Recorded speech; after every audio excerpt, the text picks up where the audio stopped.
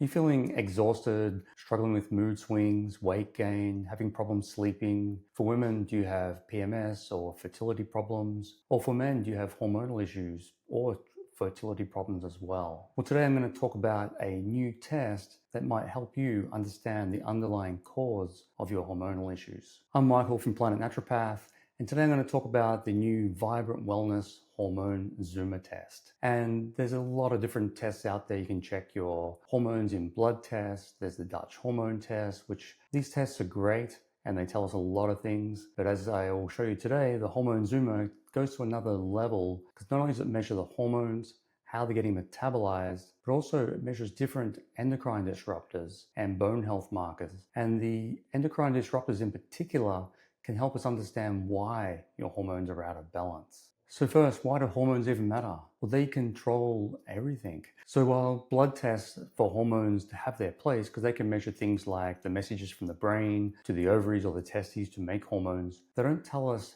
how they're getting metabolized, which is really important when you're trying to work out why you may have excess or too little of one hormone. And the blood test for the adrenal hormones doesn't show the changes in hormones throughout the day. So the Hormone Zoomer will measure 4 times a day. So you're getting not just the total cortisol or cortisone, melatonin production. Blood tests will only do one snapshot of the adrenal hormones in the morning. The Hormone Zoomer will measure the cortisol and cortisone, melatonin throughout the day. So it'll give us a total production, but also the rhythm of the hormones, which is super important.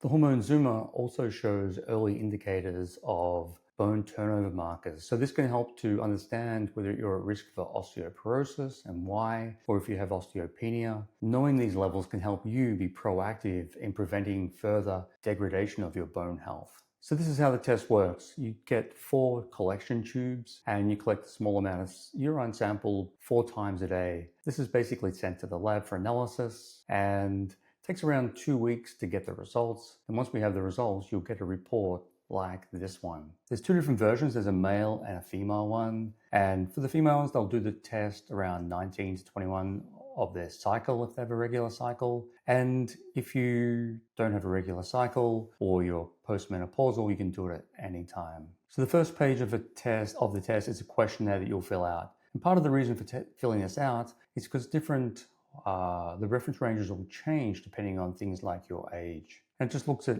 different medical backgrounds and symptoms that you may be having. The first part of the adrenal test looks at the rhythm of the hormones in a graph form. And so here we've got the total melatonin over the day, then the rhythm of the melatonin. And this just explains how the messages from the brain to the pituitary to the adrenal glands to make hormones. And then they will give you the graph of the cortisol. It should start off low in the morning and rising up, and then coming down of an evening and nighttime. And in this case, if someone's elevated in the evening, they're going to have that tired but wired feeling. And in the report, there'll also be some suggestions on how to improve this. It's also good to work with your practitioner and they can probably give you a more personalized treatment plan. Also looking at the cortisone and similar sort of thing, it should match the cortisol and start off low and come up and then down throughout the day. So that was the graph of the adrenal hormones, and now it'll give you all the different markers and their reference ranges. So some of these markers won't mean much to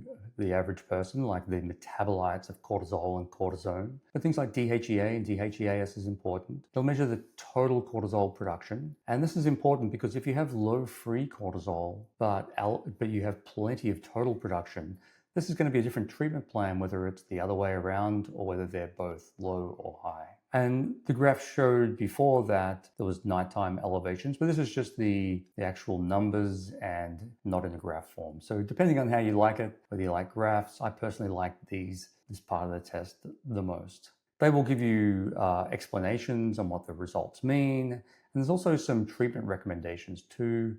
And this is all based on research, and they'll always have like the best research things at the top. This is the cortisone markers and also the melatonin, looking at the morning elevation. And in this case, when it's so high, there's a good chance that this person was taking melatonin as a supplement. Similar sort of thing, it'll break down different suggestions and explain what each marker means. Now moving on to the sex hormones, and Similar sort of thing, it'll have the messages from the brain to make progesterone, DHEA, and then it'll break down the different levels of each hormone in the graph form again. And you've got the E1, a little bit elevated, estradiol, the stronger version of estrogen and estradiol. And then this is super important because this shows how the hormones are getting metabolized. Ideally, you want to be going down this CYP1A1 pathway. And this is the healthy way to detoxify, and this is the first phase of detoxification, and this methylation is the second phase. And you don't want it to be going high down this pathway. In this particular example, the 4-hydroxyestrone is elevated. This can lead to potentially a quinone reactive and DNA damage, which we don't want. This can be, increased risk of breast cancer, prostate cancer, and ovarian cancer. Once again, I'll give the actual numbers in this format, so it's not the graph format. Once again, showing the different levels of estrogen and how they're getting metabolized. And then there's a little explanation of each one here. Similar sort of thing with the progesterones. And now for the androgenic hormones or testosterone, you've got total testosterone, epitestosterone, the etiochalanolone, androsterone, things like 5-alpha-THT, and this is like a more androgenic version of testosterone. And the one that's elevated here, 5-alpha-THT gets metabolized into 5-androstenediol. And when you see elevated levels here, that can indicate things like hair loss in women and men, increased risk of prostate cancer, those types of conditions. Once again, it'll have like an explanation and some recommended treatment plan or treatment options. And then we've got all the different ratios that we talked about before with the estrogens and progesterone, cortisol, cortisone, and then it'll have the facts and figures, I think. I know we move on to the 8-OH-DG, which is an oxidative stress marker. And this is a really good indication if you've got elevations or poor detoxification of the hormones, and you've got elevations in oxidative stress. It just means you need to be more proactive with treatment. Creatinine is just to make sure that someone's not dehydrated or overhydrated, and this will be adjusted so that the results are reported correctly. Now we move on to the endocrine disruptors. And if something's out of range, it'll tell you what it is and how it causes disruption and different ways that you potentially could help to lower these levels. Same again for this one. And then it'll have a list of all the 13 different endocrine disruptors. And things like BPA is a common one to be elevated. Glyphosates, unfortunately, they're present in the environment, and we can try and minimize our exposure. That's probably the number one thing we can do. But if it is elevated, this helps us to be more proactive in treatment. And the final section is on bone health. It measures two markers, TPD and PYD. And this looks at how the bone is remodeled, and if these things are too high, you're breaking down bone and not building it up as well as you want to be. And once again, it will have comments explaining how it works, some supplementation, and your practitioner will be able to also work with you to look at other lifestyle factors that could be impacting this as well. So that's an overview of the Vibrant Wellness Hormone Zoomer.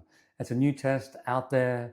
You can buy it through Planet Naturopath, and you can also combine it with other tests. They do a bundle option where you can get 3 tests for the price of not much more than the cost of the Hormone Zoomer alone. Some of my favorite tests are the Gut Zoomer and the Oxidative Stress Profile. We'll leave description to everything and how to order, more information about the test.